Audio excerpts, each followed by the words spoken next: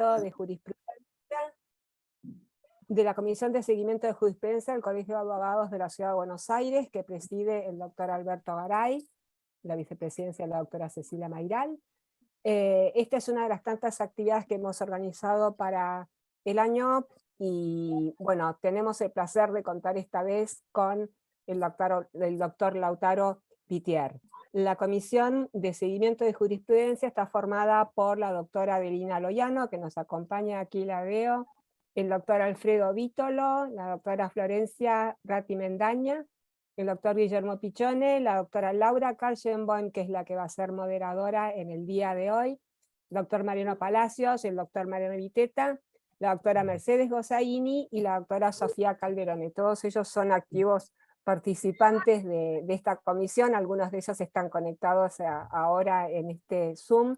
Así que bueno, la mecánica de la reunión va a presentar la doctora Laura Karlsenboim al doctor Lautaro Pittier, va a seguir la exposición del doctor Pittier de aproximadamente 20-25 minutos, y después abrimos la sesión a preguntas del público. Por razones de orden les pedimos sí que manden las preguntas lo más concisas y concretas que puedan por el chat. Así que bueno, Laura, por favor, muchísimas gracias por acompañarnos, y muchas gracias, doctor Pittier, también por acompañarnos en esta actividad de la comisión. Escuchamos a Laura. Gracias, Estela, y muchas gracias a toda la Comisión de Seguimiento de Jurisprudencia del Colegio de Abogados, y especialmente a nuestro invitado de hoy, al doctor Pittier. Muy brevemente voy a leer sus antecedentes, así no le quito tiempo para su exposición. El doctor Pittier es abogado y profesor universitario en Ciencias Jurídicas, director de Asuntos Jurídicos de la Facultad de Derecho de la Universidad de Lomas de Zamora, docente adjunto de Derechos Humanos de la misma universidad, docente asociado en la Escuela del Cuerpo de Abogados del Estado y docente de la Escuela de Abogacía de la Asesoría de Gobierno de la Provincia de Buenos Aires. Además también es director del Instituto de Derechos Humanos del Colegio de Abogados de Lomas de Zamora, codirector de investigación de Lomas, del mismo colegio, en la parte de Ciencia y Tecnología, y además es doctrinario de varias obras que ha escrito, y además ha participado en obras colectivas, así que muy suscitamente, porque ha escrito muchísimos artículos, así que si los enumeraba no le iba a dejar exponer. Así que, doctor Pittier, le dejo la palabra, y bueno, quedo atenta al chat para las preguntas de la audiencia, y después las hacemos saber al doctor. Bueno, muchas gracias, Laura, muchas gracias a la doctora Sacristán y a la doctora Loiano por convocarme. El tema que nos trae hoy a estudio, por invitación de la comisión, es un tema al que llegamos de manera accidental en el marco de una investigación que bien decía Laura, Domacit, acerca del control de convencionalidad y la aplicación del control de convencionalidad en la Argentina. Cuando empezamos a trabajar este tema, por supuesto hicimos un relevamiento de la jurisprudencia a nivel nacional, provincial, y estudiamos la aplicación del control de convencionalidad desde su creación y, por supuesto, desde la recepción de este mecanismo de control por la doctrina de la Corte en el fallo Maceo. A partir de ahí, nosotros comenzamos a trabajar la jurisprudencia en las distintas servicios de jurisprudencia, también relevando muchas veces a través de entrevistas nos encontrábamos con alguna jurisprudencia de tribunales locales, provinciales, y a partir de haber encontrado una escasa aplicación del control de convencionalidad como mecanismo, empezamos a trabajar acerca del conocimiento del control de convencionalidad como mecanismo, lo que nos dio como resultado el encontrarnos con no solo el desconocimiento del control de convencionalidad como mecanismo, sino la consecuencia de no conocer a partir de eso los estándares internacionales que se deben aplicar por Argentina estar obligada internacionalmente a hacerlo en diversos instrumentos y estándares internacionales. Lo que nos sucedió entonces, en primer lugar, fue una situación de alarma. Nos encontramos con esa alarma que nos disparaba, qué poco se aplica el control de convencionalidad. Pero cuando empezamos a ver el porqué de la escasa aplicación, nos dimos cuenta de que había un desconocimiento profundo de los estándares internacionales en materia de derechos humanos. Y a partir de allí nos enfocamos en la enseñanza también de los derechos humanos en la Argentina. Como sabemos, básicamente el control de convencionalidad consiste en un mecanismo que se ejerce para verificar que una ley, reglamento, un acto de autoridades del Estado se ajusta a las normas, principios y obligaciones de la Convención Americana de Derechos Humanos, principalmente en la que se funda la competencia contenciosa de la Corte Interamericana de Derechos Humanos. De acuerdo al último precedente dentro del esquema evolutivo de la Corte Interamericana acerca del control de convencionalidad, Hellman contra Uruguay de 2011, cualquier autoridad pública está obligada a ejercer el control de convencionalidad. Ahí la veo a Adelina, que conoce muy bien a García Ramírez. García Ramírez creo que nunca se imaginó esta consecuencia digamos, de que cualquier autoridad pública tuviera que ejercer el control de convencionalidad, pero el precedente de la Corte de 2011 así lo marca, y lo ha refrendado la Corte en varias oportunidades. La consecuencia de este ejercicio de control de convencionalidad, o este mecanismo de control de convencionalidad, que no es otra cosa más que hacer cumplir lo que los estados se han comprometido a respetar en los tratados internacionales, hace que un juez se transforme en un juez interamericano, y que deba conocer, para aplicar los estándares internacionales, no solo la norma internacional, sino lo que la Corte interpreta acerca de la norma internacional. Es decir, va a tener que conocer una serie de instrumentos, o de normas, mejor dicho, de diversa naturaleza jurídica internacional.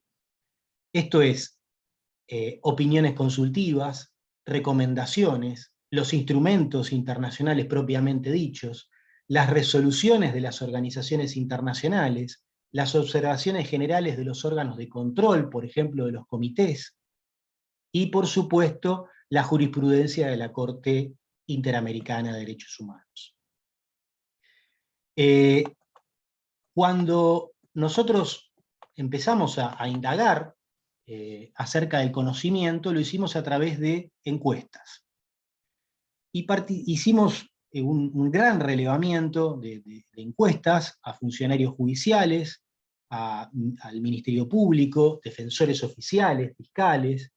Hicimos participar a las cámaras de apelaciones, jueces de tribunales superiores de justicia, jueces federales, integrantes de los tres poderes del Estado: Poder Ejecutivo, Legislativo y Judicial, y la Ciudad Autónoma de Buenos Aires.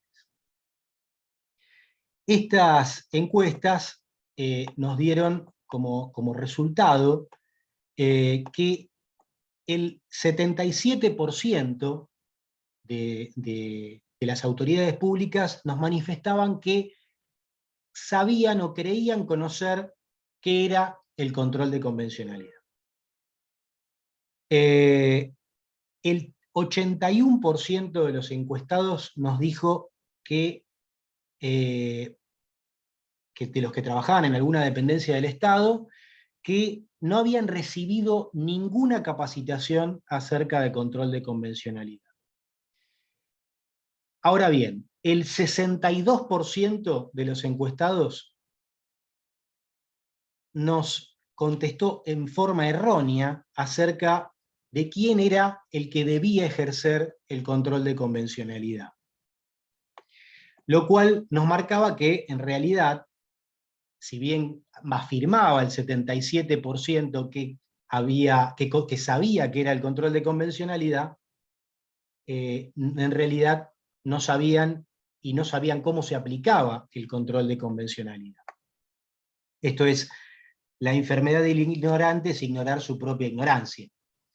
Entonces, esto nos hizo empezar a relevar también cómo formábamos en materia de derechos humanos. Como ustedes saben, los jueces no tienen otro requisito académico más que el de contar con el título de abogado, ¿no? No están obligados, una vez que son magistrados, a realizar ninguna capacitación. En algunos casos han recibido, no en forma obligatoria, alguna capacitación acerca de la ley Micaela, por ejemplo, en materia de género, pero no están obligados los magistrados a realizar una capacitación una vez que detentan el cargo de magistrado. Esto es, los planes de estudio, por ejemplo, de las universidades nacionales, recién incorporaron derechos humanos a partir del retorno de la democracia. La primera universidad que incorporó derechos humanos fue la Universidad de Lomas de Zamora. Poco tiempo después la Universidad de Buenos Aires, en el 85, incorpora derechos humanos como materia. Pero cuando uno empieza a ver los contenidos de la materia de derechos humanos, muchas veces esos contenidos no enseñan estándares internacionales en materia de derechos humanos. Y esto se agrava aún más pensando que el control de convencionalidad fue creado en el 2006, que en el 2007 la Corte recibe esa doctrina de la Corte y considera que hay que ejercer ese control de convencionalidad, pero recién en 2011 queda la evolución de la jurisprudencia, ha dicho que toda autoridad pública debe ejercer este control de convencionalidad. Entonces, tenemos que pensar, por ejemplo, que la carrera de abogacía que se ha acreditado, es decir, se ha conformado como una carrera digamos, cuyos contenidos son importantes para el Estado, es decir, el artículo 43, se la considera dentro del artículo 43 de la Ley de Educación Superior, es decir, como una carrera regulada, incluye, recién a partir del 2017, contenidos acerca de derechos humanos, es decir, contenidos obligatorios de derechos humanos. Es decir, a partir del 2017, todas las universidades nacionales y todas las universidades privadas deben enseñar derechos humanos. Entonces arrastramos un déficit de formación muy grande en materia de derechos humanos, y esto explica por qué hay tanto desconocimiento de temas tan profundos en materia de derechos humanos. Y por qué muchas veces necesitamos jerarquizar tratados para que los tratados comiencen a aplicarse. Esto pasa, por ejemplo, con la Convención Internacional acerca de Derechos de Discapacidad, en donde a partir de la jerarquización, una lluvia de amparos inundaron el fuero contencioso, ¿no?, en reclamos en materia de derecho de la salud y de cobertura en materia de discapacidad. ¿Por qué? Porque a partir de la jerarquización del tratado parece que la justicia conoce que existe una norma internacional que hay que respetar, como si un tratado internacional que no tuviese jerarquía constitucional no fuese obligatorio de aplicar. Finalmente,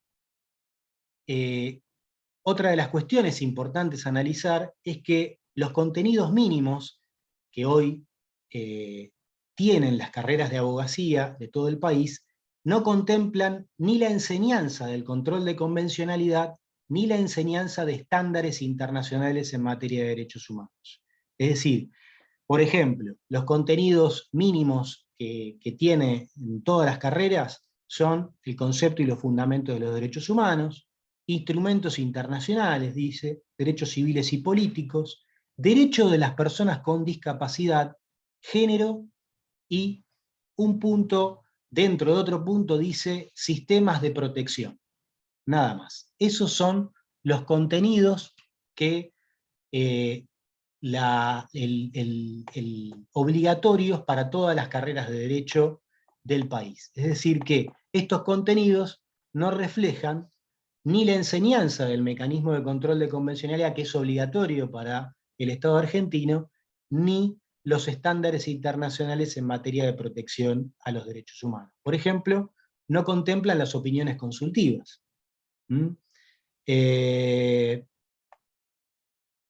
Vale decir que arrastramos un gran déficit en materia de enseñanza de derechos humanos, y esto lo que se traduce es tener jueces menos formados para ejercer la magistratura, pero también autoridades públicas que están menos formadas para ejercer la magistratura. Si tenemos en cuenta que el Ministerio de Educación dictó esta normativa en el 2017, que el control de convencionalidad se creó en el 2011, que la Constitución jerarquizó tratados en el 94, y que a partir del 2006 tenemos recién la enseñanza, el control de convencionalidad como creación de la Corte, tenemos una gran cantidad de autoridades públicas que hoy se desempeñan en diversas áreas del Estado, de los tres poderes, que no conocen lo suficiente para, digamos, aplicar las herramientas y los estándares en materia de derechos humanos que deben hacer para cumplir con los compromisos internacionales. Así que bueno, por supuesto quedo abierto a cualquier pregunta que quieran realizar. Les quiero aclarar que muchos de los datos que hoy dije están publicados en la revista Anales de la Facultad de Ciencias Jurídicas y Sociales de la Universidad de La Plata. Aquí tengo la revista. Y en algunos artículos de la ley que recientemente salieron, y en el número 73 de la revista de la Corte Interamericana de Derechos Humanos. Muchas gracias. Muchas gracias, Lautaro, doctor Pitier. Laura, si te parece, están pidiendo materiales desde el chat. Hay uno de Sí. Daniela Isola, ahí en adelante. Gracias. Me Gracias, parece, Lautaro. gracias, Estela. Me parece, Lautaro, que Gracias. algo adelantaste, incluso vos me habías mandado un adelanto de esa encuesta en un momento Sí. cuando te pedí material por tu disertación, y Sí. es de las fuentes, digamos, para acceder a esa encuesta, lo acabas de decir, que no. Sí, la revista Anales, la última revista Anales de La Plata, que fue publicada por la editorial Thomson Reuters de la ley, y hay algunos artículos que si quieren se los puedo acercar a la comisión para que puedan estudiarlos. No solo está la encuesta completa, sino el desagregado completo de los números y de los datos para los que quieran tener los datos, que es bastante más amplio que eso, pero bueno, eso era para, digamos, ejemplificar la cuestión y el mapa de cómo está la situación actual de este tema. Bien, perfecto. Lo que vos me habías mandado a mí, de paso aprovecho también y te hago yo la pregunta, que me mandaste que era como una especie de dossier y estaba toda la encuesta como en gráficos, y eso de Sí. ese PDF, ¿de dónde surge? ¿Cuál es la Esa cita oficial? Esta es una republicación de la ley, es un artículo de la ley. Ese es de la ley. Sí, la ley. Bien, perfecto. Entonces, en todo caso, podemos armar como una especie de dossier para que quede a disposición, Por supuesto. si lo Sí, quieren a disposición de consultar. ustedes. Listo. Tengo una consulta de la doctora Loiano, que es lo que sigue, sí. Que pregunta, ¿cuál es el nivel de cumplimiento de la Argentina en las sentencias en que ha sido condenada, que son casi 40? Bueno, es un tema de debate, porque muchas veces, primero la Corte tiene un mecanismo gracias a Adelina, la Corte tiene un mecanismo de seguimiento de las sentencias para el que no está familiarizado con el sistema americano. Entonces entrevista de alguna manera o hace un seguimiento en audiencias con representantes de la Comisión Interamericana, que es quien demanda al Estado argentino, por ejemplo, o a los estados, quien lleva adelante la acusación del Estado, los familiares de las víctimas que tienen alguna participación y representantes del Estado. Cuando se hacen estas audiencias uno va también conociendo el grado de cumplimiento. Muchas veces se cumple parcialmente con las sentencias de la Corte, y en algunos casos se ha dado cumplimiento, entonces la Corte da declara que el Estado ha cumplido la sentencia X. Argentina tiene en algunos casos cumplimiento de algunas medidas de las sentencias, y en otros no lo hace, ¿no? A veces en cuestiones muy simples. Un caso paradigmático fue Fontevecchia, ¿no? Cuando se hace la audiencia ante la Corte Interamericana, el Estado argentino no había cumplido con ninguno de los puntos. No es que no había cumplido solo con dejar sin efecto la sentencia, que era lo que le presentaba a la Corte tanto problema y debate, sino que tampoco había reintegrado, por ejemplo, los gastos, ¿no? de los pasajes de los representantes. Entonces, muchas veces hay grandes dificultades para el cumplimiento de las sentencias. Argentina cumple muchas de las sentencias, o ha cumplido con muchas de las sentencias, y en otras resulta casi muy difícil el cumplimiento por la complejidad muchas veces que la propia Corte tiene al dictar una sentencia. Cada vez la Corte se mete más en cuestiones, la Corte Interamericana me refiero, en cuestiones que hacen que los estados sean muy difíciles de cumplir, sobre todo cuando tienen un compromiso federal, como en el estado nuestro, que requiere de del movimiento de muchos engranajes de poder y de acuerdos políticos para poder cumplir una sentencia. Por ejemplo, en lo que tiene que ver con la garantía de la doble instancia, ¿no? Es muy difícil, porque el derecho procesal en un estado federal como el nuestro es provincial, entonces cada provincia tiene que regular eso, pero el que responde internacionalmente es el Estado nacional, y responde por todos. Entonces, bueno, puede el Estado cumplir con la medida de reparación económica, pero no puede modificar el código procesal de una provincia para satisfacer a la Corte Interamericana en una sentencia. Entonces eso es muy complejo de realizar.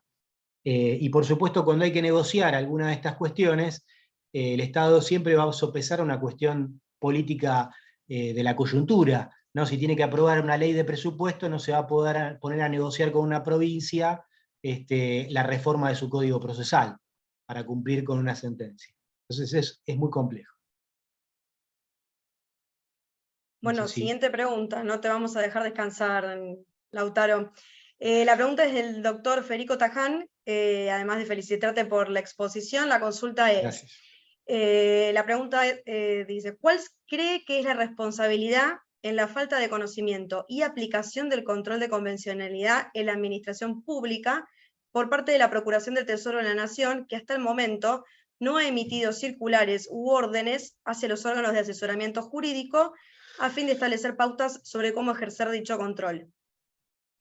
Bueno, gracias por la pregunta. La Procuración, yo siempre cuando yo trabajaba en un organismo, en un ministerio, me acuerdo que yo le decía a mi director de asuntos jurídicos que yo tenía no solo a él como jefe, sino también al procurador como jefe, porque yo cuando dictaminaba tenía que conocer aquello que decía la Procuración. Pero bueno, la responsabilidad es de todo el Estado, de los tres poderes del Estado en el cumplimiento de las sentencias. Y cuando un Estado se obligan los tres poderes del Estado. Yo sé que el procurador, la Procuración tiene una escuela en la cual yo participo y ofrece una gran cantidad de cursos muy importantes, muy ricos en materia de conocimiento de obligaciones internacionales. De hecho, conozco a algunos de los profesores que dan algunas de esas materias, y tiene una gran oferta. El tema es cómo hacer que esa capacitación sea obligatoria, ¿no? Cómo hacer que todos los agentes del Estado se capaciten, no solamente por obtener una promoción o unos créditos para la promoción, sino porque es responsabilidad del Estado conocer estándares internacionales. Pero también hay que ver si esos docentes están, en algunos casos, formados con todo esto que dijimos recién. ¿Todos conocen las opiniones consultivas de la Corte? ¿Todos conocen las sentencias de la Corte? Y en el Poder Judicial, que es donde más uno puede notar muchas veces el desconocimiento, es donde más dificultades tenemos para capacitar, porque los jueces no se capacitan, ¿no? Y eso lo notamos. Hay un instituto de investigaciones judiciales en la provincia de Buenos Aires. Yo estuve un poco investigando ese tema por un próximo proyecto de investigación, y me decía que quienes se anotan en los cursos de capacitación son los auxiliares, de auxiliares para abajo. Es decir, que los funcionarios judiciales no se anotan en las capacitaciones. Y además no están obligados. Hay un proyecto de ley que está dando vuelta de una diputada, no recuerdo de qué afiliación, lo voy a buscar y se los voy a acercar, que propone en el proyecto de ley obligar a los agentes de la administración pública a formarse en materia de derechos humanos. Bueno, habría que ver cómo podemos hacer que eso también se traslade a las legislaturas provinciales, pero bueno, y cómo abarcaría, tenemos que conseguir el proyecto y analizarlo bien. No sé si contesté la pregunta o si quieren repreguntarme algo. Bueno, cualquier cosa le dejamos al doctor Taján que vuelva a reformular la pregunta o si le quedó alguna otra duda más. Hay otra pregunta más de la doctora Estela Sancristán. Yo también me hice esa pregunta varias veces como alumna, sobre todo por la extensión. La pregunta es si ¿considera usted didáctica la forma en que están escritas las sentencias de la Corte Interamericana de Derechos Humanos? No, no las considero para nada didácticas. Creo que la redacción de las sentencias es cada vez más compleja. Y cada vez se hace más para los especialistas que para los que no conocen los temas. Y muchas veces para los que conocemos y leemos jurisprudencia de la Corte, cada vez nos hace más difícil la lectura de la sentencia. Si uno analiza las viejas sentencias de la Corte, las primeras sentencias de la Corte, tenía extraordinarios juristas en la integración que escribían muy bien.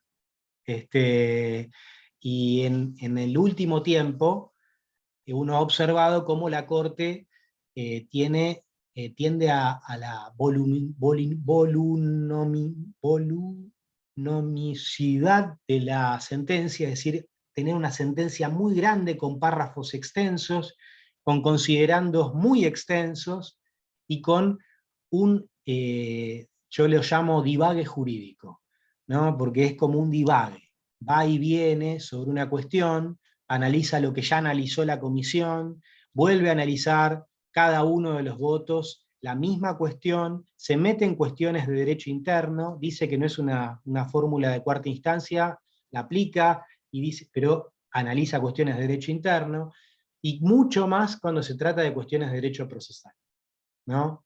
Cuando la Corte opina sobre cuestiones de derecho procesal, se inmiscuye en cuestiones de derecho interno.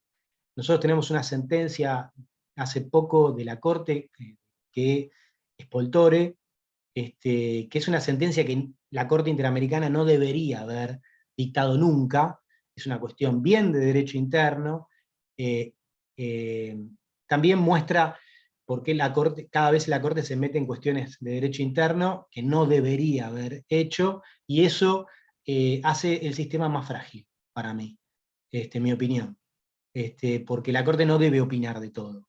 La Corte Interamericana debe fijar estándares, y para fijar estándares tiene que tomar casos paradigmáticos y concentrarse en esos casos. Y hay muchos que podrían estar en la Corte y que no llegan a la Corte Interamericana. Y también el tiempo. La Corte cada vez tarda más para dictar un fallo, tiene un promedio de trámite de casi 13 años, es una barbaridad.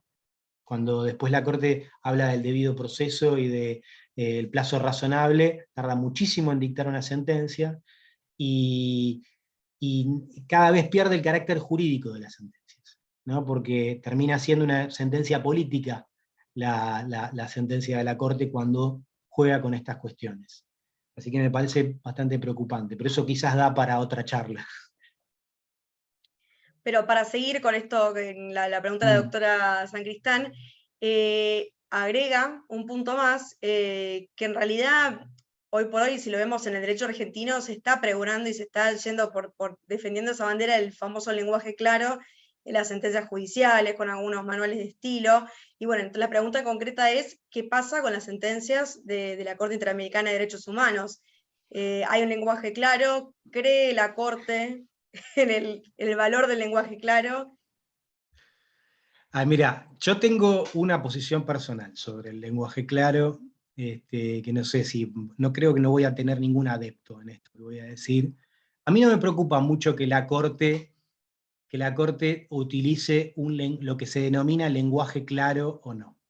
Y esto de transformar el derecho en un derecho en zapatillas. Digo, porque a mí me parece que la ciencia del derecho es una ciencia como tal, y yo la defiendo como tal. Yo me acuerdo que trabajaba para una persona que era científica y decía que el derecho no era una ciencia, entonces solo las ciencias duras son ciencia, entonces todo lo que tengo acá atrás como biblioteca no es una ciencia. Y a mí me parece que el lenguaje técnico no está mal. Otra cosa es escribir mal, y la Corte escribe mal, y escribe y argumenta mal, y eso es otra cosa. Y yo no estoy muy de acuerdo con el lenguaje claro en sí, sí con las sentencias claras y precisas. Muchas veces no se necesitan muchas hojas para explicar un argumento. A veces con pocas palabras uno puede argumentar, o con menos palabras dice más. A mí me parece que la Corte tiene que ser más específica y no inmiscuirse en cuestiones de derecho interno y ser una Corte. Eso es una idea mía. No espero ningún suscriptor.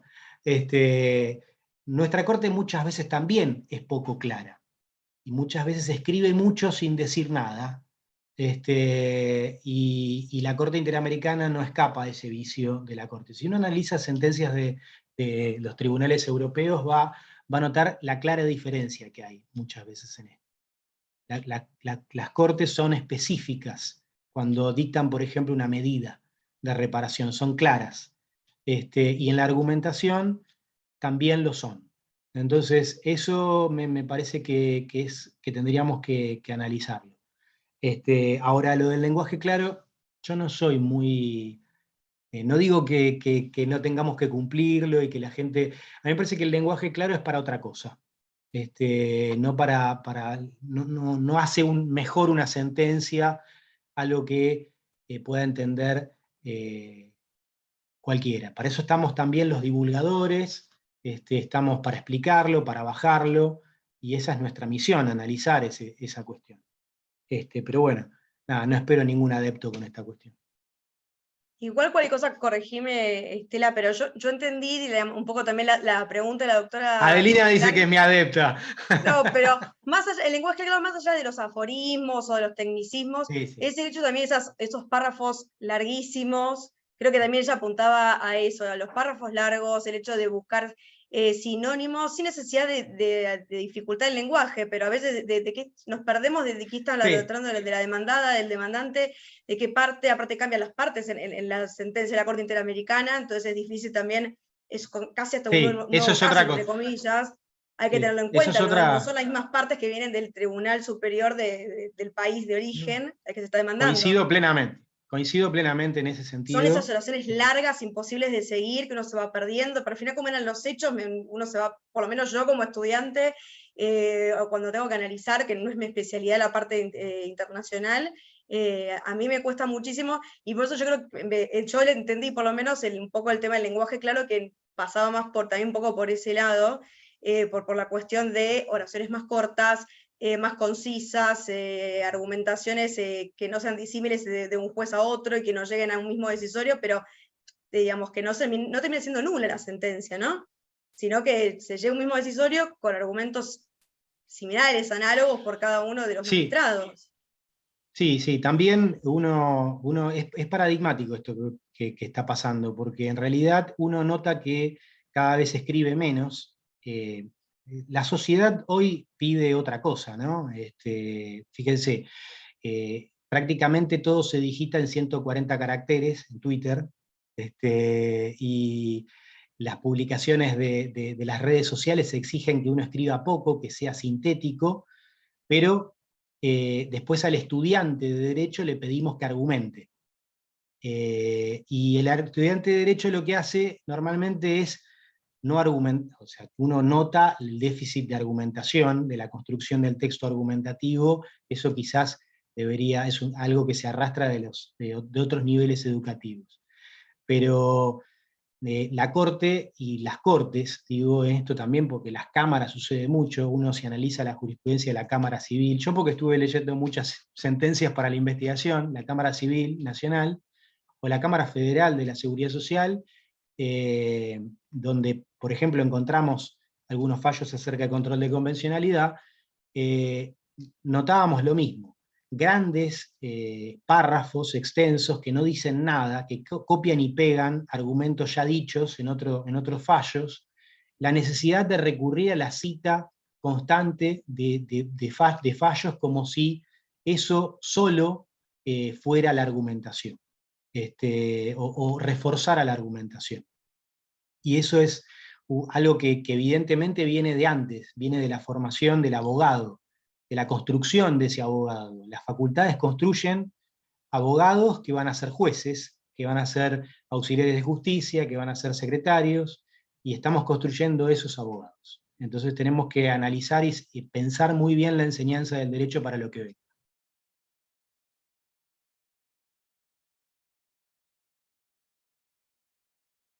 No sé si hay alguna pregunta. Quedó ahí. Por ahora no hay más preguntas en el chat. No sé si alguien más quiere dejar algo escrito o hacer alguna pregunta vía voz. Me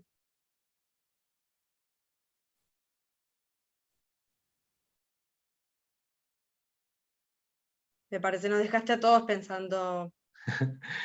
Veo ahí, voy a ir a una queridísima colega de la Facultad de Derecho, María Jimena Olmos, que también integra, prosecretaria de la Cámara Federal Contencioso Administrativo. Bueno, le agradezco ahí que esté hoy aquí.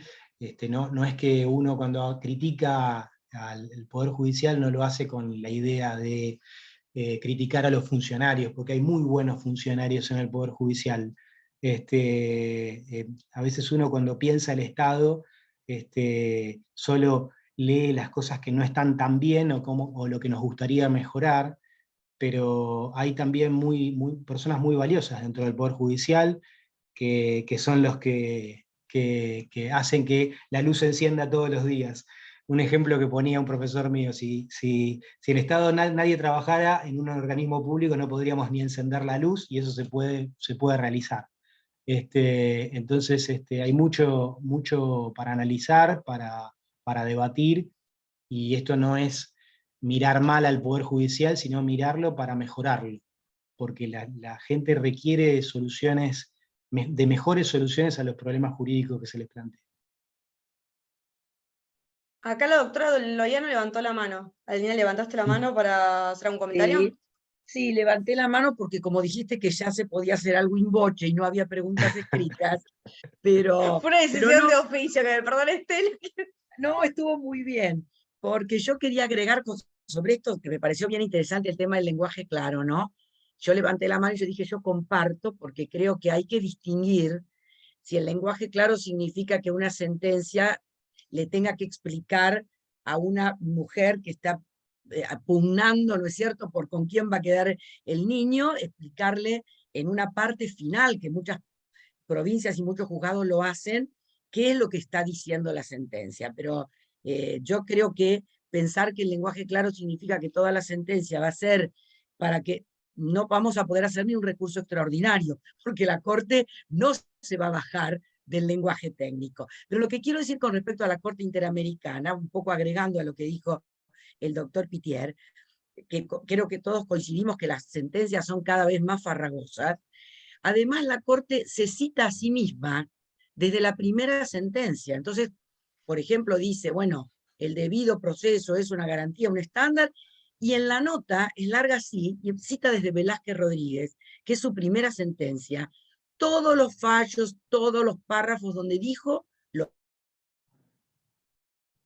mismo. Eso es una técnica realmente inexplicable en el siglo XXI, donde a todo tenemos acceso, es decir, no necesita recordarnos el propio tribunal su propia voz. Yo creo que en eso es mucho más grave lo que hace la Corte Interamericana que lo que hace cualquier tribunal de los países de la región. Y me parece que el único que sigue con esa costumbre es México, que hace lo mismo. La Corte Federal Mexicana se cita ella misma. Entonces me gustó la pregunta de la doctora Sacristán, porque es cierto que parecería que quieren hacer un lucimiento los jueces de la Corte, demostrando, miren, venimos diciendo esto hace tantos años, y les voy a demostrar dónde lo dije, ¿no? Es decir, creo que parte del defecto de la sentencia es esa autorreferencia de lo que viene siendo un estándar. Cuando el estándar está elaborado, me parece que no es necesario reiterar en una nota de 40 referencias qué es lo que viene diciendo la Corte, ¿no? Eso quería agregar nada más. Gracias. Sí, sí, coincido plenamente, Adelina. Hay un libro de un colega, Sebastián Rey, cuando analiza las sentencias de la Corte, Argentina en el banquillo se llama, y es muy interesante ver que muchas veces las víctimas, los que denuncian, lo que quieren, muchas veces no tiene que ver con una medida tan compleja de solución o de compromiso para el Estado. Es decir que la Corte a veces tarda mucho en decir algo que después no es efectivo para satisfacer a las víctimas. Y muchas veces la cuestión se trata de un pedido de disculpas por parte del Estado, de otorgar un derecho a la verdad. A veces es una cuestión que tiene que ver ni siquiera con una cuestión pecuniaria. Entonces, muchas veces, a veces una larga sentencia que diga que se cite a sí misma, que tan compleja y tantas cuestiones jurídicas, y eso a veces nos pasa también a los abogados cuando litigamos. Cuando no identificamos dentro de los problemas humanos los conflictos jurídicos. Y si ese conflicto jurídico va a solucionar o va a impactar de qué manera en la vida de las personas, ¿no? Muchas veces nosotros fabricamos un conflicto jurídico que las personas no tienen. Y eso hay que ser muy claro. Y creo que a veces las sentencias, ¿no? Ustedes están en una comisión muy importante de estudio de las sentencias, habría que ver si nuestra Corte muchas veces no fabrica otro problema jurídico cuando dicta una sentencia, ¿no? O crea un problema que las personas no tienen. Entonces, bueno, es importante para estudiarlo. Bueno, acá también hay adeptos en el público. Acá Gerlín Mares, además de felicitarte por tu exposición, está de acuerdo con la doctora Loiano en cuanto a que debería ser más clara y concisa las sentencias de la Corte Interamericana. Pero yo acá lo que noto como una observación en los votos, y lo noto también con respecto a la Corte Nacional, y esto me hace acordar una famosa frase de un artículo del doctor Néstor Sáenz cuando hablaba del certiorari, del famoso artículo 280, esto de que la Corte dice, haz lo que yo digo, pero no lo que yo hago. Pero no lo que yo hago. Y se está viendo en muchas cuestiones esto en los tribunales superiores, que son superiores porque no hay otro que le sigue en la escala, digamos, en la pirámide, no porque sea el mejor o el más importante, sino porque es el que está en el caso de nuestra Corte, porque es el único tribunal que está mencionado en nuestra Constitución y no hay otro. Y también sujetarse un poco, que a veces se llega un poco a esa arbitrariedad, porque tienen la facultad de declarar nula una sentencia de una Cámara Federal, por ejemplo, porque los votos no coinciden en cuanto a la argumentación y llegan al mismo decisorio, y cuántas veces no podemos encontrar el holding en una sentencia y parece una especie de que hasta cierto punto es enriquecedor y la opinión de cada uno de los ministros, y tienen, pero para eso que sea una disidencia, pero a veces cuando uno va por su voto, llega un momento que uno se marea y dice, ¿y qué dijo la Corte? No, a mí me pasa que a veces leo sentencias y no sé con qué quedarme. Me puedo quedar con que me gusta más un voto que otro, pero si yo tuviese que a un alumno transmitirle, a un alumno me pregunta, ¿qué le respondo? No sé. Le hay que empezar a fragmentar la sentencia, y entonces no es una sentencia si le tengo que estar fragmentando. No hay un decisorio. Y a veces hasta para poder identificar la mayoría, ¿no? Cómo se construyó esa Claro. mayoría, ¿no? Yo me refiero a las Muy mayorías. Las interesante. disidencias son más fáciles porque uno va a ir y la disidencia es más libre y claramente tiene todo el derecho, digamos, a ir en contra, digamos, de todo. Pero en el caso de una mayoría, que también se puede hablar de la disidencia si está yendo en contra de la doctrina del precedente o no, porque hablando de la Comisión de Seguimiento de Jurisprudencia, si la disidencia no se explica y no, digamos, no hace una argumentación respecto de por qué se va a apartar de la doctrina del precedente, eso es otra historia. Pero dentro de la mayoría, si la mayoría no la podemos encontrar por unanimidad de fundamentos, ya deja de ser una mayoría. Entonces es muy complicado. Y en la Corte Interamericana, yo digamos, las pocas sentencias que leí, que no son tantas como las de la Corte Nacional, que es casi una lectura diaria para mí, pero no así la Corte Interamericana, advierto las mismas cuestiones, y votos más largos también. Que es como, uy, no, no lo voy a terminar más. No. Así que bueno, muchas gracias. Acá veo que también el público está de acuerdo, así que, y muy clara tu exposición, felicitaciones para vos, no sé si alguien más quiere agregar algo, Estela. Si no hay más preguntas, lo que podemos hacer es, bueno, queda el doctor Pitier a disposición. Lautaro, si puedes mandarle a Laura para a través del colegio a los inscriptos que lo soliciten, mandarles el Sí. material. Por supuesto. Y bueno, si no hay más preguntas, creo que podemos levantar la sesión. Acá hay un pedido del doctor Coto. Lautaro, ¿podés decir 2 palabras sobre Almonacid Arellano, que precisamente define lo que es el control de convencionalidad? Y bueno, y ya que está el doctor Coto, sumo la pregunta mía: ¿qué dirías a aquellos autores que opinan que el control de convencionalidad no existe? Bueno, sí, Doble pregunta, perdón. sí, yo tengo un amigo que dice que en realidad el control de constitucionalidad no existe, decía él. Entonces ahora también podemos agregar que en realidad el control de convencionalidad es una creación pretoriana de la Corte. El padre del control de convencionalidad es García Ramírez, ex juez de la Corte Interamericana, pero que en el caso de Almonacid Arellano, nosotros cuando arrancamos esta charla definimos un poco de qué se trataba el control de convencionalidad. En principio, en el caso de Almonacid Arellano contra Chile, de 2006, la Corte dice que los jueces nacionales deben ejercer una especie de control de convencionalidad, es básicamente cumplir lo pactado, ¿no? No es otra cosa que cumplir lo pactado. Y en esto es muy claro, ¿no? Todas las constituciones tienen una primera parte que dicen que consagran derechos y una segunda parte orgánica que va a decir cómo las instituciones que constituye esa propia constitución cumplen con esos derechos. Entonces, hay quienes dicen que los estados están para garantizar esos derechos y todo lo que las instituciones hacen o lo deberían hacer para hacer cumplir esos derechos consagrados en la primera parte. Básicamente esto es lo que se quería hacer con la Corte cuando creó el control de convencionalidad, que los estados se comprometieran a, digamos, cumplir con lo pactado. El doctor Bianchi dice aquí, no llego a leer, es en realidad Bianchi es certero Ay, decir te que el control ayudo de si querés, constitucionalidad... que dice, ¿te ayudo? Que dice, en Sí, realidad el doctor Bianchi es certero en decir que es certero en decir que es control, decir, el control de constitucionalidad en relación a los tratados con jerarquía constitucional.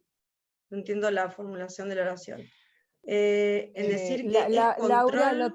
ahí lo que Leonora dice es que control de convencionalidad estaría mal dicho, y lo que habría que decir es control de constitucionalidad en relación a los tratados con jerarquía constitucional. Es como a mí me parece que lo que está marcando Leonora es una precisión terminológica, vamos a decirlo sí, así. sí, Pero Lautaro Bianchi, ya estaba contestando. sí, Ya sí, estaba contestando.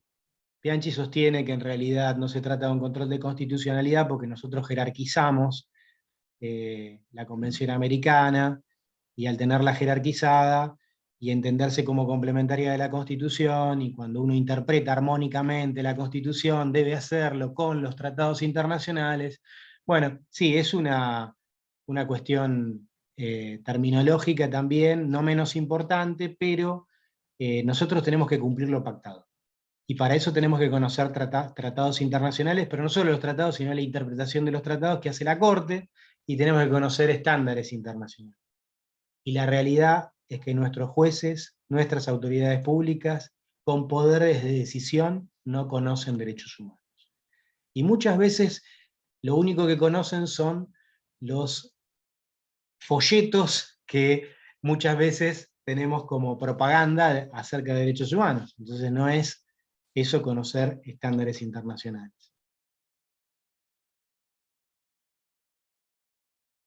No sé si hay más preguntas de viva voz que quieran formular. Leonora, entendimos que tenías apagado el micrófono y no lo puedes reactivar, pero creo que el doctor Lautaro Pitier te contestó lo de la pregunta tuya, y lo del doctor Cotto también. Sí. No sé si hay más preguntas. En derecho tenemos estas cuestiones metodológicas. Saludo al a doctor veces. Cotto también, que tu colega Acá hay un docente. estudiante. ¿Las opiniones consultivas ayudan a los estados? Y yo me prendo a la doctora Acuña, y las opiniones consultivas son vinculantes, obligatorias, ¿o qué valor tienen? Hay doble pregunta para el doctor Pitier. Bueno, las opiniones consultivas son doctrina de la Corte Interamericana, ¿no? Nos dicen cómo interpreta la Corte el alcance de algún derecho. Y por lo tanto forman parte de un estándar jurídico internacional, y es lo que enunciábamos un poco al principio. La Corte ha fijado ciertos estándares, y en esa fijación de estándares lo hace con normas internacionales de diversa naturaleza jurídica. La obligación de una opinión consultiva no es la de un tratado, ¿no? Un tratado, el Estado voluntariamente ha negociado, ha ratificado un tratado y ha aceptado cumplirlo, se ha obligado voluntariamente a cumplir. La opinión consultiva es una interpretación acerca del alcance del derecho, no es más que la interpretación del alcance de un derecho. Y la pregunta de la doctora Acuña es si ayudan a los estados. Bueno, cuando las opiniones consultivas son claras, ayudan a los estados. Hay algunas muy buenas opiniones consultivas, sobre todo las primeras opiniones consultivas, que son muy claras, y hay otras que no son tan claras. A veces Bueno, creo que ayudan. no hay más preguntas, es casi la hora de cerrar el Zoom. Le agradecemos al colegio, y también reconocemos acá al doctor Fernando Frávega. Están también Ricardo y María conectados a este Zoom. Ellos son un poco los que hacen posible todo esto, porque nosotros desde la comisión no hacemos más que proponer, y ellos son los que hacen posible que esto Muchas se gracias. lleve adelante. Lautaro, impecable la forma en que manejaste las preguntas. Te agradecemos muchísimo, muchísimo la participación acá en esta reunión. Después les vamos a publicitar las siguientes actividades. La próxima que empieza, Adelina, corregime, la semana que viene, es el mini El taller 29. de información judicial, jurisprudencia, etcétera, donde estamos con la doctora Adelina Loiano y la doctora Florencia Ratti. Así que bueno, seguimos con las actividades de la comisión. Le agradecemos muchísimo de vuelta al doctor Lautaro Pitier de la Universidad Nacional de Lomas de Zamora, donde yo también doy clases, y les agradecemos a todos la presencia aquí. Esperamos que les haya sido útil, y bueno, síganos por las redes, que vamos a ir publicitando por allí las actividades. Gracias, Laura, por la moderación. Gracias. No, por favor, gracias por la invitación, un placer escucharte, Lautaro. Gracias, Laura, gracias, Placer. Adelina, gracias, Estela, y a toda la gente del colegio por convocarme. Bien. A disposición de ustedes, siempre. Bueno. Chao, hasta luego.